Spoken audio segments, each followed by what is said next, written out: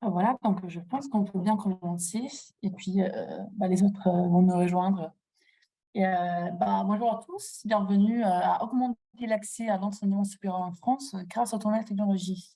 Une table ronde du Times Higher Education, organisée conjointement avec Google France. Je m'appelle Elena Pompei, je suis journaliste au Times Higher Education et je vais présider la discussion d'aujourd'hui. Un petit rappel, avant de commencer. Veuillez noter que, un enregistrement, de la discussion d'aujourd'hui sera disponible à la demande, ainsi qu'un article de synthèse, la semaine prochaine, plus ou moins, hein, sur le site web du Times Higher Education. Et voilà, juste si vous souhaitez revenir sur la discussion, ou la partager sur les réseaux sociaux ou avec des collègues, on serait très ravis. Ceux d'entre vous qui sont dans le public aujourd'hui pourront poser des questions au panel à tout moment en utilisant la boîte de discussion que vous voyez juste en bas, qui est prévue à cet effet. Et nous, nous essayerons de répondre à un maximum d'entre elles pendant les 5 ou 10 minutes qu'on aura à la fin de notre discussion. Euh, voilà, donc disons que l'une des nombreuses opportunités que la transformation numérique a créées pour l'université, c'est la possibilité d'étendre, de diversifier la prestation numérique de l'enseignement. Et les outils numériques tels que les chatbots, les technologies axées sur l'intelligence artificielle peuvent contribuer à soutenir l'enseignement et l'apprentissage, ainsi que le bien-être des étudiants. Donc aujourd'hui, on a un panel d'experts qui vont nous parler de leur expérience et nous donner leur insights par rapport à leur travail et vraiment au futur de nouvelles technologies face à l'enseignement supérieur. Donc je suis ravie de vous présenter Guylain Dominé, qui est le directeur de Go With You Education, et Benjamin Six, qui est le directeur de l'innovation et de l'expérience utilisateur à l'ESSEC Business School. Bonjour. Bonjour, bonjour à tous. Bonjour. Et j'aimerais bien aussi vous présenter notre intervenante de Google Cloud, Karina Tariel, responsable de l'enseignement supérieur pour Google Cloud France. Donc, Karina, si tu veux commencer par ta présentation, merci beaucoup. Merci Guylain. Alors effectivement, donc, je vais très rapidement me représenter. Je suis dans l'équipe secteur public chez Google Cloud France, en charge entre autres de l'enseignement supérieur. L'idée de cette session, c'est de présenter quelques outils que nous proposons pour accompagner les institutions de l'enseignement supérieur et pour aider les étudiants dans leur cursus. Cette session s'inscrit dans un contexte d'évolution des attentes des étudiants, bien sûr dans une ère post-pandémie, en tout cas on l'espère, qui a imposé des nouvelles méthodes de travail et aux évolutions technologiques constantes. Je précise que ce qui va être présenté dans les minutes qui viennent sont vraiment centrés autour des solutions dédiées aux étudiants et à leur succès, c'est-à-dire à tout ce qui va les aider à réussir leur parcours. Et on ne va pas parler des autres types de projets sur lesquels nous pourrions vous accompagner, sur lesquels Google Cloud a aussi des solutions, comme par exemple les solutions de sécurité qui peuvent aider les institutions à se prémunir des cyberattaques, par exemple.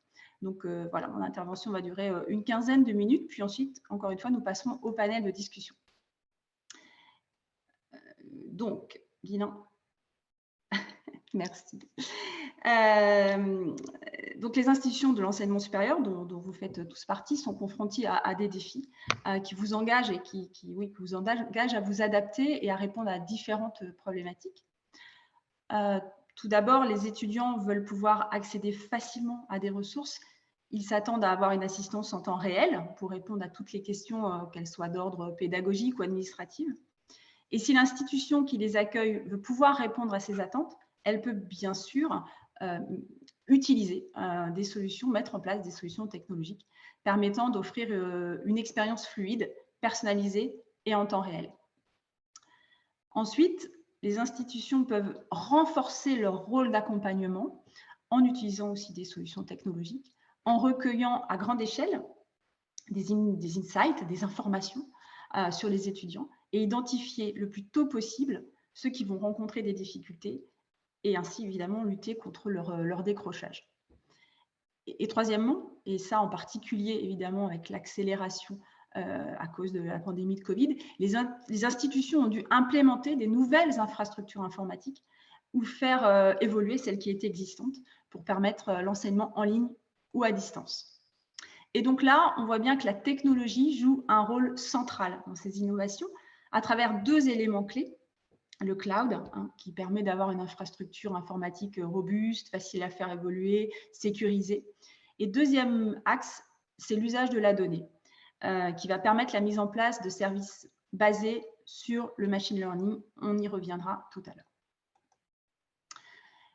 Donc, on peut imaginer différents types de services à mettre en place au service des étudiants. On vous en propose 3. Les outils de collaboration, simples d'utilisation, qui permettent l'apprentissage hybride. Je pense que dans le panel, effectivement, Guylain et Benjamin y reviendront. On peut imaginer une assistance virtuelle 24/24, 7 jours sur 7, basée sur l'intelligence artificielle, qui va permettre aux étudiants d'obtenir des réponses à leurs questions, leur faire gagner du temps au personnel de l'école ou de l'université, et qui peut ainsi se concentrer sur un accompagnement plus personnalisé des apprenants. Et enfin, on peut même imaginer un tuteur basé aussi sur l'intelligence artificielle pour une mise en place d'enseignements personnalisés. Il permettra aux étudiants de mieux apprendre grâce à un soutien pédagogique en temps réel lorsqu'ils révisent ou lorsqu'ils rédigent un devoir. On va revenir sur ces 3 idées. La première, l'enseignement à distance évolutif. On sait qu'en 2020, l'enseignement à distance et en ligne a constitué un défi pour les institutions de l'enseignement supérieur et pas que, effectivement, ça a été aussi le cas sur l'enseignement primaire et secondaire. Il a fallu mettre en place rapidement et à grande échelle des solutions. Donc, 2 grandes questions ont été soulevées et ont mobilisé l'essentiel des efforts. C'est comment reproduire l'expérience d'apprentissage en présentiel aussi fidèlement que possible et comment la rendre aussi fluide que possible alors que les étudiants ne peuvent pas rentrer dans cette salle de classe. Alors, chez Google Éducation, Google Cloud, nous y avons contribué en proposant deux solutions. Tout d'abord, la suite collaborative Google Workspace pour éducation, qui offre une expérience d'apprentissage complète, intuitive pour les utilisateurs et intégrée. Les étudiants et le personnel peuvent ainsi accéder à tout ce qu'ils ont besoin au même endroit. La solution est accessible partout, c'est une solution cloud depuis n'importe quel appareil et elle est facile à adopter parce que les étudiants et les enseignants sont habitués à utiliser Google Workspace dans un cadre personnel. C'est une suite collaborative qui est beaucoup utilisée. On parle de Gmail, on parle de Meet, etc. Donc Google Workspace intègre en plus sur la partie éducation des fonctionnalités très utiles pour le contexte de l'enseignement. Par exemple, une solution de détection de plagiat intégrée. On compare le travail d'étudiants avec des milliards de pages web et plus de 40 millions de livres en un seul clic. Donc, ça permet vraiment d'aller vite pour l'enseignant dans la correction et dans l'accompagnement. Et la deuxième solution, c'est le bureau virtuel, qui est un outil aidant à offrir une expérience d'enseignement à distance aussi, puisque ça permet aux étudiants de bénéficier sur leur ordinateur personnel de l'expérience offerte par un ordinateur qui serait dans un laboratoire du campus. En bref, ils accèdent à distance à une puissance de calcul qui leur permet par exemple de travailler sur des modèles 3D ou d'exécuter des simulations compliquées qu'il serait autrement impossible évidemment de traiter à distance avec des ordinateurs personnels avec peu de puissance. Donc, la combinaison Google Workspace pour éducation et les bureaux virtuels ont permis d'accompagner les institutions pour reproduire le plus fidèlement possible les expériences de formation sur le campus dans l'environnement en ligne. Donc, effectivement, l'ère post-pandémique que l'on vit aujourd'hui continue d'utiliser évidemment ces solutions qui ont été mises en place quelquefois un peu en urgence à partir de mars 2020. Donc, deuxième idée, c'était au-delà de suivre des cours en ligne et d'échanger avec les autres étudiants et le corps professoral, les étudiants ont aussi besoin de réponses aux questions concernant leur vie sur le campus. Et ça, en permanence. Ils ont une multitude de questions concernant les horaires de cours, les processus universitaires, l'administration en général, l'orientation dans le campus. C'est pour répondre à ces demandes que Google Cloud propose un outil d'assistance virtuelle 24/24, 7 jours sur 7. C'est un bot, en fait, basé sur l'intelligence artificielle, bien sûr, auquel les étudiants peuvent accéder à tout moment depuis n'importe quel appareil. Il fonctionne dans plusieurs langues afin que les étudiants puissent obtenir de l'aide dans leur langue maternelle, même s'il ne s'agit pas de la langue principale de l'établissement. Et il aide l'étudiant à répondre à des questions simples comme comment récupérer mon certificat de scolarité ou trouver tel livre au sein de l'université et à quel endroit dans la bibliothèque universitaire. Je vous propose un petit exemple. Alors évidemment, c'est un exemple un peu lointain, mais assez emblématique de ce que ça a permis de faire dans une université en ligne qui s'appelle Penn State World Campus, qui est l'université en ligne de Pennsylvania State University. Ils ont 15 000 étudiants et ils ont constaté qu'en mettant un chatbot en fait, avec des réponses automatiques, ils répondent à plus de 90% des questions courantes via ce service basé sur l'intelligence artificielle. Donc, imaginez le temps gagné pour les personnes qui auraient dû répondre à ces étudiants. Et bien sûr, ce service est disponible à tout moment du jour et de la nuit.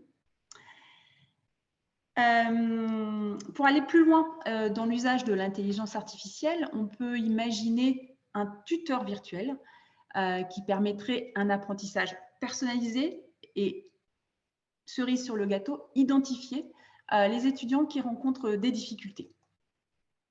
C'est ce que propose un des services de Google Cloud qui a développé un tuteur virtuel basé sur l'intelligence artificielle pour pouvoir proposer des soutiens pédagogiques, cette fois aux étudiants. Donc, les étudiants activent le tuteur qui va leur poser des questions pendant qu'ils révisent. Le tuteur répond aux questions des étudiants ou les oriente vers des ressources supplémentaires qui peuvent leur être utiles et pour compléter du coup leur formation. Il peut aussi générer des questionnaires, des exercices pratiques, paraphrasant les enseignements pour permettre aux étudiants d'évaluer leurs connaissances. Donc, évidemment, le tuteur est particulièrement adapté à l'accompagnement des étudiants pouvant rencontrer des difficultés lorsque le volume de cours est très important. Il représente une aide précieuse pour tous, certes, mais bien sûr en priorité aussi pour ceux qui rencontrent des difficultés d'apprentissage ou qui ont simplement besoin d'un peu plus d'assistance. Et pour l'université, le tuteur constitue un moyen d'offrir un service supplémentaire qui permettra de répondre aux questions qui les bloquent, par exemple, pendant la rédaction d'une dissertation, même à des heures tardives. Et puis, pour le personnel, les enseignants, ça se traduit aussi par une réduction du temps nécessaire pour répondre à des questions simples et un accompagnement plus spécifique du temps pour passer à d'autres types de services aux étudiants. Donc, un exemple de mise en place de ce tuteur, c'est une université qui s'appelle Walden, qui a créé un outil qu'ils ont baptisé Julian. C'est un tuteur donc alimenté par l'intelligence artificielle qui exploite du coup ses capacités et qui génère une variété en fait, d'activités d'apprentissage à la demande pour l'ensemble de ses étudiants. Voilà, j'en arrive à la fin de cette longue introduction. Désolée pour les petits aléas techniques du début. Je voulais repréciser que les solutions que j'ai rapidement décrites ici, sans rentrer dans le détail, constituent des pistes de réflexion qui ne peuvent que s'alimenter dans les discussions qu'on pourrait avoir ensuite ensemble. Et à l'issue du coup de cette intervention et de ce webinaire, bien sûr, je reste disponible et l'équipe Google reste à votre disposition pour discuter de vos projets. La première slide montrait mes coordonnées, donc karinatariel@google.com. L'idée, c'est vraiment de rester en contact pour continuer la discussion et de creuser plus précisément ces points-là si bien sûr vous en êtes intéressé. Voilà. Je repasse la parole à Elena. Merci Guylain pour ton accompagnement. Je t'en prie, ça n'a pas été toujours parfait, j'en suis désolée. Merci beaucoup Karina pour cette introduction qui nous aide aussi, qui met en avant aussi les points clés de nos discussions du coup maintenant, puisque tu as évidemment touché le sujet très important, c'est de l'importance des outils de l'intelligence artificielle, pas que pour faciliter l'accès à l'enseignement supérieur, mais aussi pour la résolution des problèmes et pour rendre le travail des équipes administratives aussi beaucoup plus fluide. Donc, je voudrais bien commencer par une question un peu large et puis on va vous en parler de vos expériences aussi. Voilà. Et donc, Guylain, qu'est-ce que c'est les vrais avantages, selon toi, de l'intelligence artificielle dans l'enseignement supérieur? Pour moi, la manière dont on peut l'apercevoir comme un assistant. Karina nous a présenté justement 3 pistes de développement chez Google autour de l'intelligence artificielle. Dans la vie quotidienne des étudiants, à la fois pour travailler sur leurs études mêmes, mais aussi pour leur vie pratique, on voit clairement qu'il y a cette logique d'assistance. C'est-à-dire que l'intelligence artificielle est là pour libérer du temps pour des choses vraiment importantes. Et donc, cette fluidification et cette libération du temps me semble essentielle. C'est-à-dire tout ce qui peut être répétitif, tout ce qui est d'un point de vue cognitif peu consommateur, autant le déléguer à l'intelligence artificielle parce qu'elle saura très bien le faire. Karina a parlé tout à l'heure d'automatisation sur des tâches simples, et je crois que c'est exactement cela. L'essentiel, c'est pouvoir se concentrer véritablement d'un point de vue intellectuel sur des choses qui en valent la peine. Très bien. Et donc, Monsieur Six, vous avez aussi l'expérience à l'ESSEC, puisque vous avez déjà implémenté l'intelligence artificielle, notamment pour simplifier les démarches administratives. Qu'est-ce que ça a changé? Et aussi, quels sont les obstacles potentiels à la mise en œuvre des outils de l'intelligence artificielle? Alors, tout d'abord, en fait, on parle un peu d'intelligence artificielle, mais surtout, nous, à l'ESSEC, on parle plutôt d'intelligence augmentée.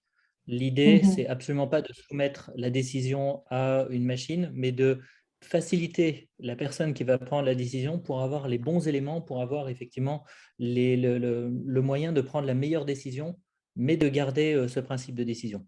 Et ça, effectivement, à partir du moment où on rentre dans ce dispositif, on a moyen de pouvoir le mettre à plusieurs endroits. Par exemple, sur la recommandation de formation, on est sur des formations de plus en plus modulaires, de plus en plus complexes à concevoir et de faire l'orientation d'une bonne personne vers la formation complètement adaptée à son projet professionnel ou en tout cas à son projet de vie, devient de plus en plus complexe. Et c'est là où justement l'intelligence augmentée va permettre de pouvoir identifier parmi l'ensemble des possibles quelles peuvent être les choses qui semblent les plus pertinentes pour ensuite enclencher la discussion.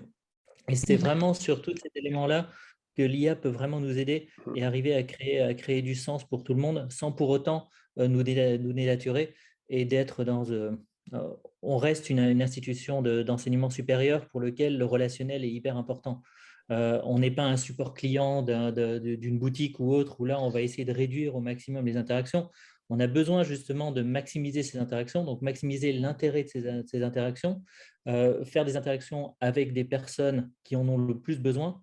Et c'est là où justement on peut être aidé. C'est d'ailleurs, si je peux me permettre, c'est le concept du centaure qui est développé Clive Thompson. C'est-à-dire que la machine est là pour justement augmenter.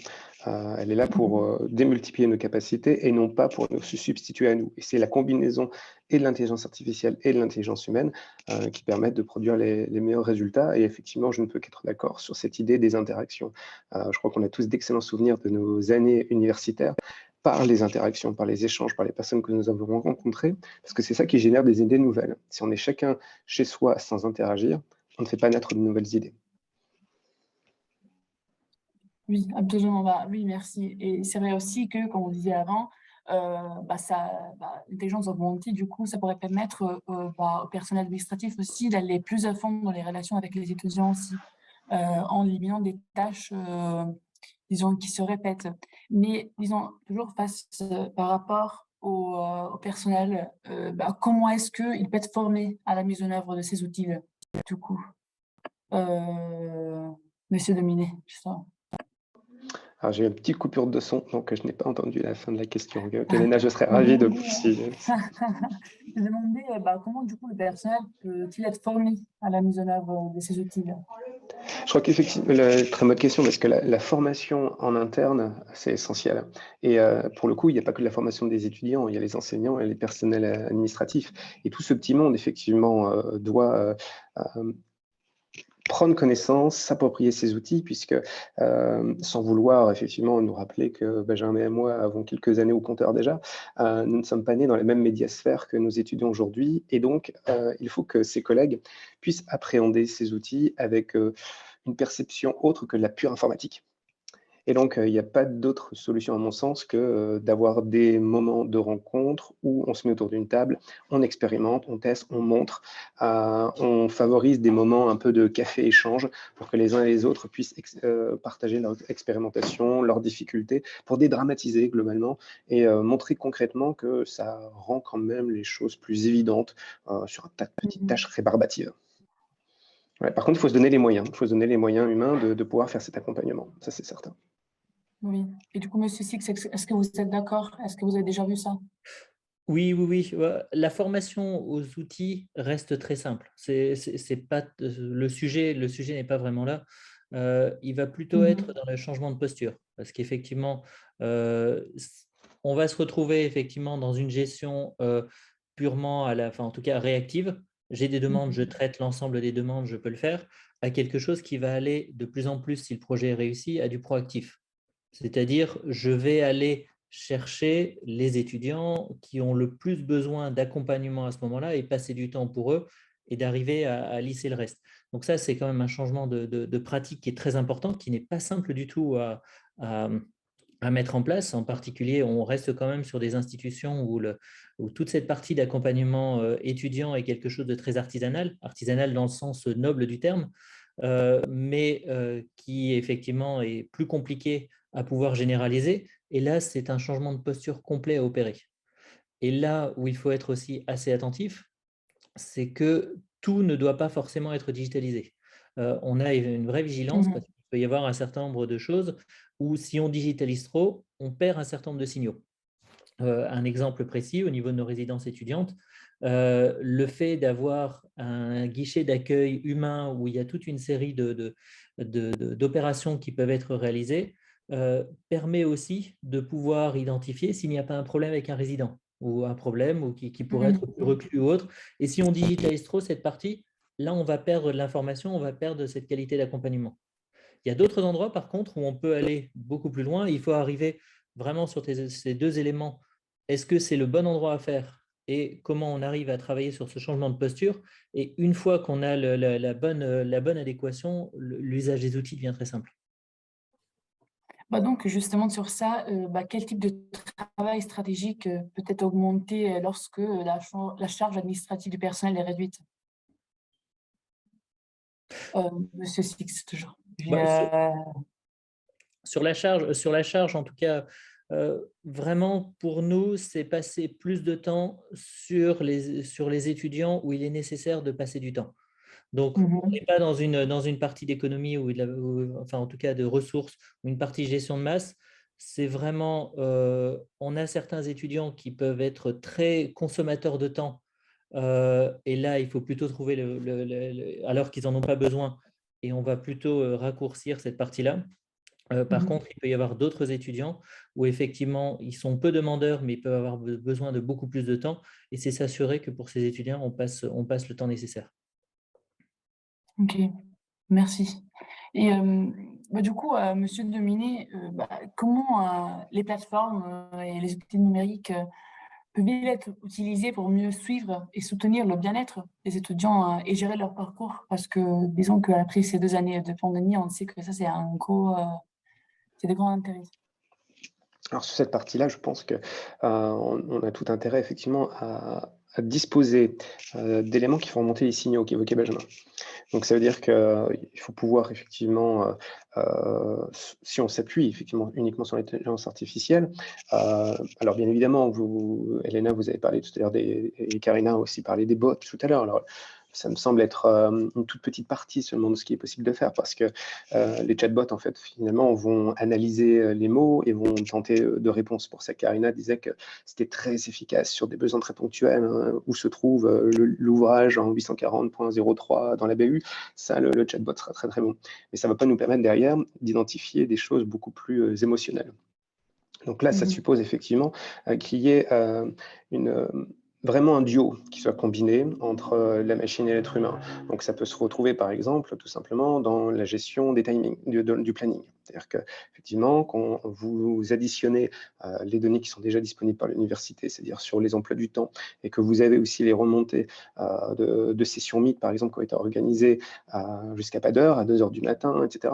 Là, clairement, on a des signaux qui sont envoyés. C'est-à-dire que, par exemple, la charge pour l'étudiant pour réviser ces examens est beaucoup trop importante. Comment les étudiants ne pourraient pas soutenir la charge entre des journées entières de cours, voire pire, des journées entières de visio, et en plus devoir continuer à bosser jusque 2 heures, 3 heures du matin. Alors, si ça arrive exceptionnellement, oui, mais si effectivement, dans la console d'admin de Workspace, par exemple, on a des signaux d'alerte sur des visios qui sont organisés régulièrement à des heures pas possibles, là, ça vaut le coup, justement, à ce moment-là, que l'être humain prenne contact en disant « ça va, tout va bien ». On a pu voir que les sessions étaient quand même super tardives et ça fait un petit moment que ça dure. Besoin d'un petit coup de main pour la méthodo. Voilà, ça c'est le genre de choses où ça permet effectivement d'avoir une addition entre ce que la machine est capable de donner comme info et derrière des signaux d'alerte qu'on va pouvoir effectivement se donner. Et ces signaux d'alerte, ils sont tout simplement liés quasi au rythme normal entre guillemets d'un individu, où là on se dit mais en termes de bien-être, il faut que les étudiants dorment suffisamment, par exemple. C'est juste élémentaire. On peut avoir la même chose, par exemple, avec l'alimentation. Puisque dans l'alimentation, on va avoir comme ça des signaux aussi très forts, par exemple sur les déchets, au restaurant universitaire, sur les présences, est-ce qu'on a beaucoup d'étudiants qui sont présents ou pas. Tous ces éléments sont donc des données qui peuvent être analysées et qui peuvent donner lieu à des signaux qui encouragent derrière à une prise de contact directe en humain pour effectivement prendre des nouvelles de l'étudiant, savoir si tout se passe bien, si on peut l'aider. C'est très ponctuel, merci beaucoup. Et Monsieur Six, sur ça, je voudrais votre avis aussi, puisqu'on avait parlé juste avant, hein, et vous m'aviez dit qu'effectivement, vous avez déjà utilisé les outils numériques pour individuer des étudiants qui sont dans une situation de difficulté. Donc là-dessus, je vois qu'il y a une question en demandant un exemple précis, donc je vais essayer d'être le plus précis possible sur l'exemple que l'on a mis en place. On a voulu travailler sur la rétention de nos étudiants. On n'a pas, enfin en tout cas, on n'a pas des difficultés de rétention importantes, mais néanmoins, on a un nombre d'étudiants qui ne finit pas sa scolarité avec nous et qui est quelque chose qui nous semble en tout cas problématique. Et on a voulu travailler sur ce sujet. Donc, comment on a travaillé sur ce sujet? Dans un premier temps, on a rassemblé dans un seul endroit les différentes informations qu'on pouvait avoir sur l'étudiant. Dans quel programme il est inscrit, avec quelle année, quel est son statut, d'autres choses, quelle était son institution précédente, quels sont les stages ou apprentissages qu'il a pu faire, quels sont les cours auxquels il a été inscrit, quelles sont les notes qu'il a pu avoir, quelles sont les associations qu'il a pu suivre. Donc, d'arriver à rassembler toutes ces informations à un seul endroit, ne pas le faire que pour les étudiants en cours, mais récupérer un historique d'étudiants là-dessus, sur lequel on avait l'information sur est-ce qu'ils ont terminé leur programme normalement ou est-ce qu'ils font partie du faible pourcentage qui ne l'a pas fait, et derrière faire travailler des outils pour identifier quels peuvent être les signaux faibles, parce que là, Ghislain parlait auparavant de ces signaux forts qu'on peut identifier à certains endroits. Là, et ça, on arrive à les faire, mais quels sont ces signaux faibles où effectivement une petite baisse de notes associée avec une baisse sur l'assiduité au cours, pris en comparaison avec l'appartenance ou pas à une association, n'a pas forcément le même poids. Et donc, c'est d'arriver à construire effectivement quels sont les signes qui nous permettent de dire a priori, de ce que l'on sait actuellement, l'étudiant a toutes les chances de terminer son programme normalement, ou il y a un certain nombre de signes qui nous disent que l'étudiant peut être plus en difficulté. Et ça, de manière assez tôt. Et donc, ces listes d'étudiants sont partagées effectivement au niveau des équipes programmes qui vont pouvoir lancer un certain nombre d'actions ou pas, et ça reste leur décision et la façon dont ils le font, pour s'assurer auprès de ces étudiants d'avoir le bon accompagnement pour qu'ils arrivent dans un modèle, enfin en tout cas dans un modèle à peu près standard. Ok, merci beaucoup pour cet exemple. Et est-ce que vous avez des exemples aussi, vous avez déjà utilisé des façons d'encourager les étudiants à utiliser ces plateformes? On sait toujours qu'évidemment, ils n'ont pas besoin d'être encouragés à se rapprocher au digital. Mais c'est vrai que face à l'éducation, parfois aussi, ça peut être un défi. Est-ce que la gamification, les applications accessibles ou du nudging, disons, est-ce que vous avez de l'expérience avec ça, Monsieur Six? Alors oui, sur la gamification, on a aussi effectivement, on peut parler de ce qui marche, on peut aussi parler de ce qui ne marche pas. Bien sûr. On a lancé il y a quelques années un projet de chatbot où on avait envie sur cette partie-là de faire en sorte que ça automatise le niveau de support 1 en tout cas toutes les questions standards auprès des étudiants. Et ça n'a pas marché. Ça n'a pas marché parce qu'en fait, on s'est basé sur la solution. On a mis en place effectivement l'outil qui permettait de répondre au niveau 1 et qui permettait d'aiguiller vers la bonne personne ensuite. Mais on n'a pas changé les process, on n'a pas changé la façon de travailler derrière. Et au final, la fréquentation du chatbot a commencé à réduire. Et même si on rajoutait d'autres réponses, on rajoutait des questions avec un niveau de satisfaction qui était assez moyen. Donc, d'où le projet qu'on a fait précédemment qui nous permettait dont je parlais précédemment, où là, on a beaucoup plus travaillé sur la partie accompagnement et où la partie outils est arrivée ensuite. Sur tous ces enjeux de gamification, c'est des choses que l'on commence à mettre en place. On l'a déjà beaucoup mis sur un certain nombre de formations, en particulier nos programmes 100% en ligne, sur lesquels on travaille sur cet enjeu-là pour arriver à maintenir en tout cas l'assiduité de nos étudiants dans la durée. Sur l'ensemble du parcours ESSEC, c'est des choses sur lesquelles on est en train de réfléchir pour effectivement, dans les prochaines étapes de notre accompagnement augmenté, arriver à proposer en tout cas les bons éléments au bon moment pour arriver à ce que nos conseils arrivent de la bonne façon aux étudiants. Très bien. Merci déjà pour ça, puisque je vais bien revenir sur la question du distanciel dans 10 minutes. Mais Monsieur Dominé, est-ce que par rapport à ça, vous avez votre avis, surtout face à la gamification, est-ce que ça marche? Est-ce que ça peut être intéressant? Alors, je crois que c'est très difficile de dire la gamification fonctionne ou la gamification ne fonctionne pas, parce que fondamentalement, c'est lié là encore à une combinaison, c'est-à-dire l'intelligence humaine avec la scénarisation, et de l'autre, la logarithmie avec la machine. La gamification a effectivement pas mal de vertus quand elle est combinée avec une scénarisation aux petits oignons, si vous me permettez l'expression. Un scénario pédagogique gamifié, c'est un scénario pédagogique qui est très bien écrit et qui s'appuie effectivement sur une technologie impeccable pour pouvoir stimuler justement l'idée d'aller toujours plus loin, puisque la gamification va servir à cela. Outre le fait qu'elle rende les choses plus agréables, l'être humain travaille sous cette forme. En fait, on a du mal à travailler quand les choses sont désagréables. Il faut que ça soit plaisant. Donc, c'est pour ça qu'on apprend plus facilement aussi quand c'est divertissant. Notre cerveau a l'impression de ne pas s'ennuyer ou de ne pas travailler. Je rappelle que le travail, c'est le labeur. C'est donc difficile par nature. Alors là, l'idée, c'est de rendre les choses plus, effectivement, faciles, plus plaisantes. Et donc, la gamification va venir à la fois dans le scénario pédagogique stimuler l'intérêt de l'apprenant, et la partie numérique va venir justement apporter ces challenges avec cette logique de récompense, avec aussi une adaptabilité, c'est-à-dire s'adapter en cas d'échec pour pouvoir permettre aux joueurs de rebondir et de trouver l'une par lui-même la solution, et donc d'avancer. Donc pour moi, la gamification est une très bonne approche si elle est menée à une ingénierie pédagogique de qualité. Et là, indiscutablement, on peut aller beaucoup plus loin dans cette combinaison. Très bien, merci.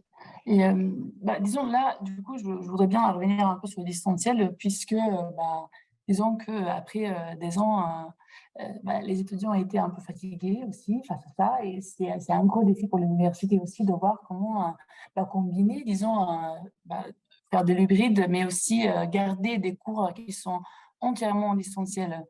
Donc, Monsieur Six, comment les établissements peuvent-ils concevoir des programmes de qualité pour l'apprentissage à distance et pour la collaboration aussi à distance? Là-dessus, on a, en tout cas, sur la conception de programmes totalement à distance ou en partie à distance, on avait effectivement une expérience précédente. On a aussi profité de la crise Covid, où maintenant tous nos enseignants ont une très forte expérience de l'enseignement en ligne, au moins d'une partie d'enseignement en ligne, et de ce qui fonctionne bien ou de ce qui ne fonctionne pas. Donc, c'est des choses que l'on peut effectivement construire assez facilement avec des niveaux de qualité assez équivalents au présentiel.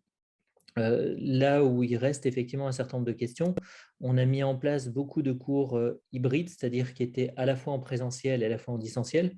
Et on a équipé nos salles en conséquence parce que c'était nécessaire à un moment si on voulait que les campus soient ouverts et qu'on puisse assurer en tout cas une mission complète sur la partie enseignement.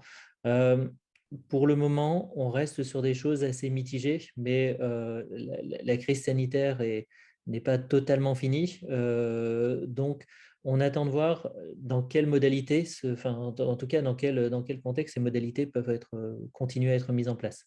Mais on est forcément sur un système de balancier où à un moment, vu que c'était la seule solution possible, tout le monde trouvait ça très, très bien. Et maintenant qu'on a la possibilité de revenir au présentiel, les étudiants ont plutôt tendance à ne plus vouloir passer par leur écran pour avoir leur cours. Bien évidemment. Et comment vous avez intégré l'évaluation à distance dans ces programmes? C'est le sujet le plus compliqué parce que toute une partie de l'évaluation des connaissances de l'étudiant sont des choses qui, si on essaie de le transposer à distance, sont assez compliquées. Et dès qu'on est sur la partie quiz, dès qu'on est sur ces éléments-là, forcément, il y a de la triche, quel que soit le niveau quelle que soit la solution qu'on mette en place. De toute façon, si on ne fait pas évoluer la modalité d'évaluation, on se retrouve avec une triche qui est très, très importante. Donc, on a essayé de changer ces modalités, ces modalités en faisant effectivement beaucoup plus de soutenance, beaucoup plus de devoirs écrits avec des solutions anti-plagiat qui permettent de vérifier si on est bien sur une contribution personnelle. Donc, tous ces éléments-là pour essayer de sortir du QCM assez simple et réserver le QCM assez simple à quelques matières où c'est totalement indispensable, et là de mettre en place le dispositif totalement accompagné pour faire ça dans les meilleures conditions. Ok, merci. Monsieur Dominé, je vous avais coupé juste avant, désolé. Pas de souci, pas de souci. Mais oui, du coup, vous allez dire. Pour le coup, j'aurais une vision peut-être plus du côté de l'étudiant ou de l'enseignant, donc peut-être moins sur la partie inquiétude avec la vérification de plagiat, etc., qui est importante. Hein. Mais si je me projette du côté de l'étudiant, lui, ce qu'il faut, c'est qu'il soit formé. Et c'est vrai que cette période distancielle, puis d'hybridation, c'est des périodes très compliquées parce que justement, il y a tous les aspects sociaux et culturels qui ont sérieusement pâti. Mais d'un point de vue aussi apprentissage, c'est pas simple parce que l'enseignement supérieur, d'un point de vue méthodologique, c'est fondamental. Comment apprendre à faire une bibliographie correcte? Comment j'apprends à mener des recherches concrètement? Comment j'arrive à rédiger mes synthèses? Là, on a pourtant, comme pour un bonsaï, on a des petites touches d'intelligence artificielle très utiles. Par exemple, toujours pour revenir sur ce que disait Karina sur Workspace, on aura des outils d'assistance pour la rédaction, puisqu'on va avoir un outil tout simplement pour aider l'étudiant à composer sa bibliographie. À partir de toutes ces références, il va se constituer un portfolio de références qu'il pourra ensuite conformément citer dans ses textes. C'est une très très bonne manière d'apprendre. L'outil de détection de plagiat, il est utile pour effectivement détecter la copie ou la triche, mais il est aussi hyper intéressant d'un point de vue méthodologique, puisque lorsqu'on mène ses recherches, l'étudiant lui-même peut convoquer cet outil. Et quelle surprise que de découvrir que tel article est ni plus ni moins qu'une traduction d'un autre article sans que ça ait été correctement cité, ou de découvrir qu'un article de synthèse est en fait un agrégat de différents articles. Donc on peut remonter à la source primaire.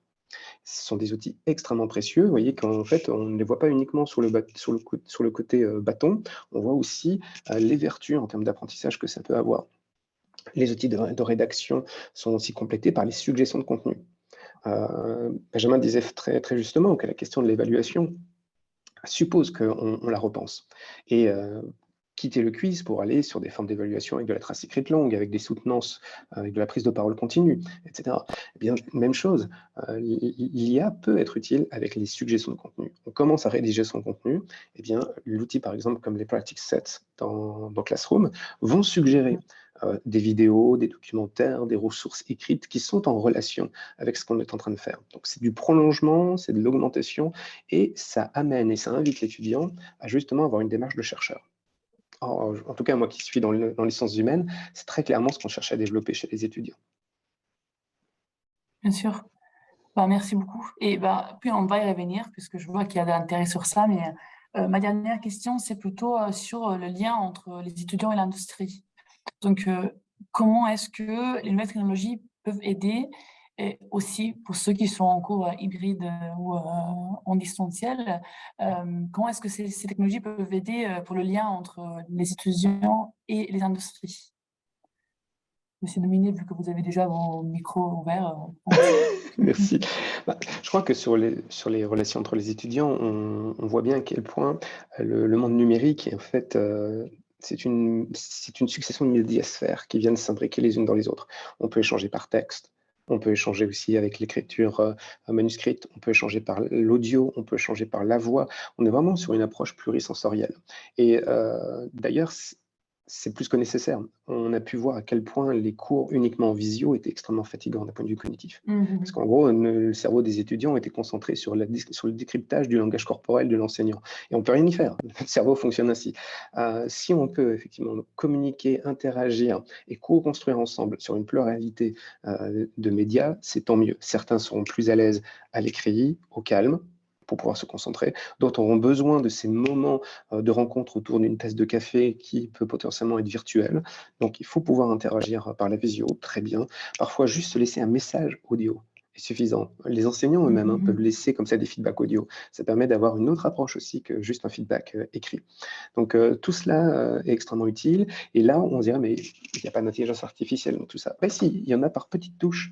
Par exemple, la visio, où on va avoir les algorithmes qui vont aider à corriger l'image, à corriger la luminosité, à faire le focus sur la personne pour justement davantage se concentrer sur le langage corporel. On aura aussi justement la transcription. On dicte à la machine et on a un texte écrit à la fin.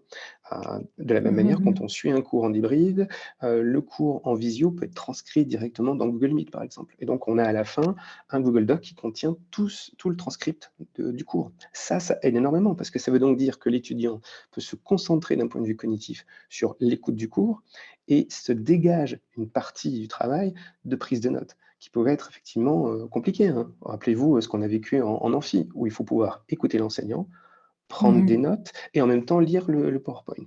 Ça fait beaucoup pour un seul homme. Et donc, si on peut avoir effectivement une assistance, eh bien, ça permet de suivre les cours dans des meilleures conditions, parfois dans des conditions qui changent, parfois en présentiel, parfois à distance, parfois en hybride, etc.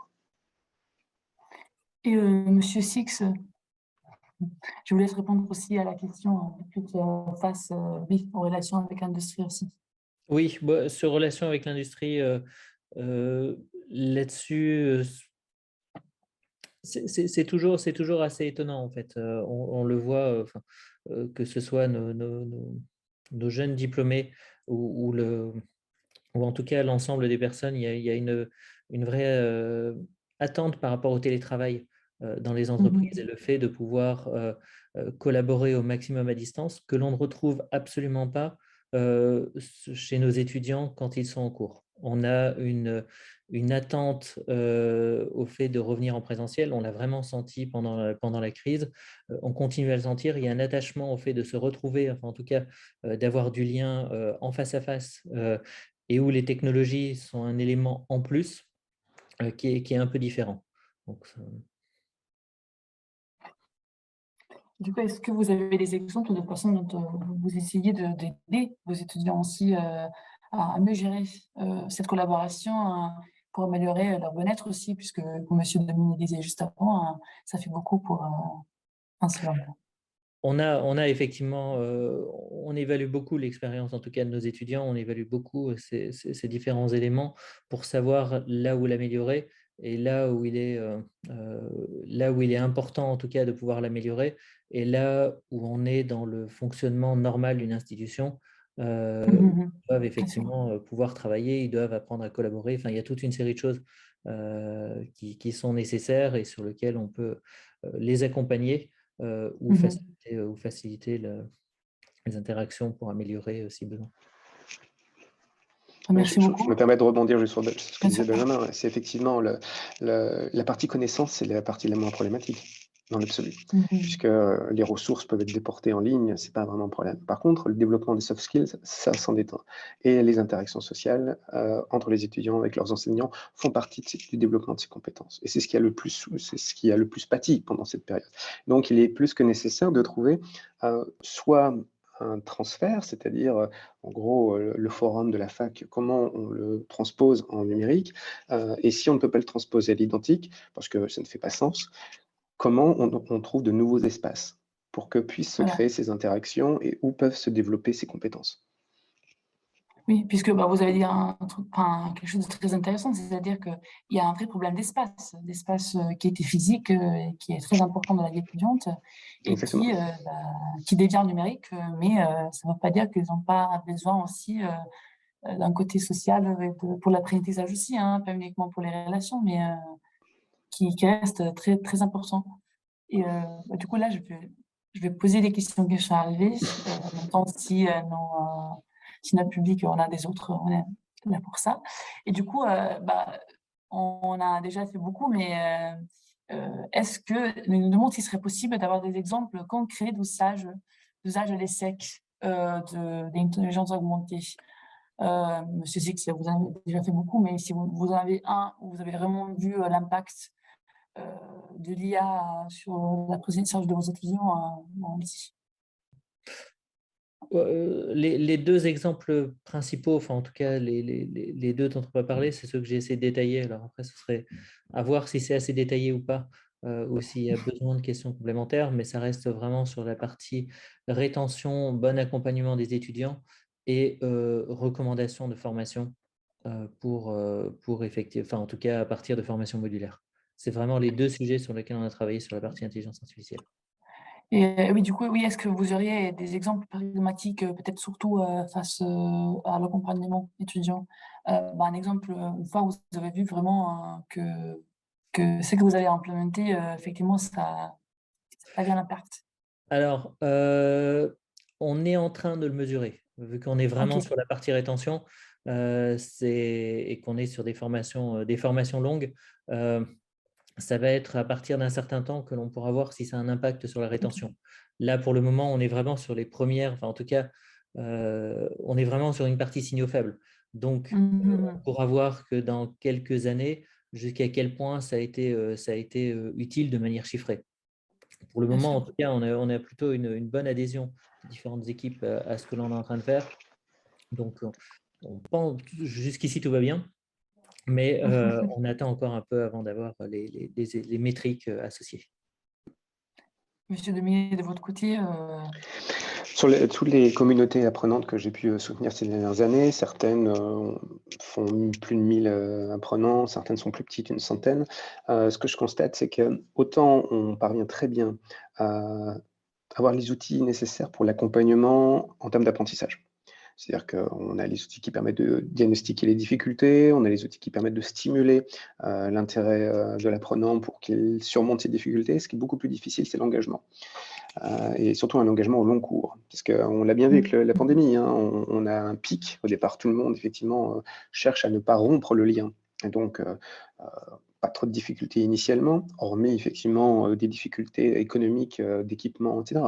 Mais l'engagement au départ, ça va très bien. Par contre, c'est sur la durée que c'est beaucoup plus compliqué, puisqu'il faut atteindre un certain seuil pour qu'il y ait dans les apprenants aussi des personnes qui s'investissent aussi. Et là, ce n'est pas une question d'intelligence artificielle. C'est-à-dire que là, on a vraiment de vrais besoins humains pour que le groupe soit stimulé, qu'il y ait des interactions assez importantes, pour qu'il y ait une place pour chacun, pour pas qu'on se retrouve avec la situation bien connue des forums au début du web, où on avait une immense majorité de consommateurs, très peu de gens pour venir poster, venir stimuler la communauté. Résultat, quand ce petit groupe se rétrécit à portion congrue, à la fin, la communauté apprenante meurt, elle disparaît par elle-même, c'est-à-dire qu'il n'y a plus de stimulation, il n'y a plus de poste. Et je crois que c'est peut-être là un des challenges qu'on aura. Peut-être qu'on trouvera d'autres moyens d'utiliser l'intelligence artificielle pour assister et aider ceux qui font vivre ces communautés apprenantes pour qu'on puisse affronter au long cours tout cela, pour qu'on puisse se dire effectivement, j'ai d'excellents souvenirs de la fac, mais j'ai aussi d'excellents souvenirs de ces groupes en ligne avec lesquels j'ai appris des choses. Et sur l'apprentissage, du coup, on revient à ce qu'on disait juste avant. Monsieur Ni nous demande, face à ce qu'on disait sur l'évaluation, si vous avez déjà testé des solutions de proctoring online. Monsieur Six, est-ce que vous en avez testé ou est-ce que Oui. c'est dans Oui, on en a testé et on continue à en utiliser. Après, effectivement, sur cette partie évaluation, on essaie vraiment de l'utiliser avec parcimonie. Là-dessus, enfin, en tout cas sur une solution de proctoring, vous prenez n'importe quelle solution qui existe, vous faites une recherche sur Google en mettant triche ou cheat à côté, et vous allez vous allez pouvoir vous rendre compte que les étudiants sont d'une créativité débordante pour arriver à trouver des moyens pour tricher avec ces solutions. Et vraiment, il n'y en a aucune qui en tout cas résiste. Donc, la seule solution qu'on a trouvée, c'est l'utiliser à petite échelle, enfin, en tout cas, ne pas l'utiliser de manière globale parce que plus on l'utilise, moins les étudiants en ont peur et donc mettent en place des solutions de contournement et de rester assez général sur en tout cas ce qui pouvait être mesuré pour éviter d'avoir exactement le comportement adapté en face pour mettre en place cette triche. Monsieur Dominé? Je déteste la culture de la défiance, par nature. Pour moi, l'enseignement, c'est d'abord une histoire de confiance. Et donc, tout outil technique qui permet ainsi de s'assurer que l'étudiant regarde bien sa caméra ou qu'il réalise son devoir sans faire autre chose, je ne pourrais que être d'accord avec Benjamin, c'est à utiliser avec une grande parcimonie. Il s'agit de, bien évidemment, il y aura toujours des stratégies de contournement. D'ailleurs, je pourrais presque dire de manière provocante que certaines pourraient être valorisées. Parce que quand on a réussi à trouver des moyens pour contourner des outils très sophistiqués, c'est qu'on a développé des compétences. Mais franchement, je suis vraiment peu fan de ce genre d'approche parce que ça suppose que la philosophie générale n'est pas celle qu'on pourrait attendre dans l'enseignement, tout simplement. Et du coup, qu'est-ce que serait votre approche face à ça, du coup, sur l'essentiel des soucis des Je pense que Benjamin a évoqué tout à l'heure des choses essentielles. C'est-à-dire que les travaux qui vont être rendus, si ce sont des traces écrites longues, s'il y a des soutenances, le facteur humain est ici prédominant. L'investissement personnel est prédominant. C'est ce qui permet d'évaluer véritablement l'engagement et le travail et la qualité intellectuelle des productions. Et je pense que c'est effectivement c'est ce qui sera le moins automatisé comme correction. Et j'aurais tendance à dire que c'est tant mieux. Par contre, si on peut automatiser tout ce qui va être des tests très rapides, juste pour faire le point, est-ce que certaines notions clés sont bien maîtrisées? Oui, on y va, ça on peut industrialiser, c'est pas un problème. Par contre, pour moi, il y a des choses qui ne s'industrialisent pas. Et effectivement, des travaux de longue haleine, tout ce qui va effectivement conclure des cycles d'études, ça ne s'automatise pas. On aura certainement besoin du numérique à tous égards, parce qu'ils auront, toutes les productions rendues par les étudiants l'auront été grâce au soutien d'outils numériques. Donc, il n'y a pas de souci, ils seront là. Par contre, quant à l'évaluer, c'est une histoire, et je crois que l'être humain ici a une place majeure. Merci beaucoup. À vous, Monsieur Dominé, Monsieur Six, et à tout ce qui... disons, j'aimerais remercier tout le monde d'avoir participé aujourd'hui. On est arrivé à la fin de notre discussion. Je vous rappelle qu'il y aura un enregistrement à la demande de cette discussion, mais aussi un article de synthèse qui sera publié sur le site du Times of Education très bientôt. Donc, nous espérons que la journée d'aujourd'hui vous a été utile et nous espérons pouvoir dialoguer avec vous lors de futurs événements de THE. N'hésitez pas à contacter Google si vous avez des questions et si vous cherchez des informations. S'il y a pas autre chose, merci beaucoup à tout le monde et j'espère vous voir bientôt.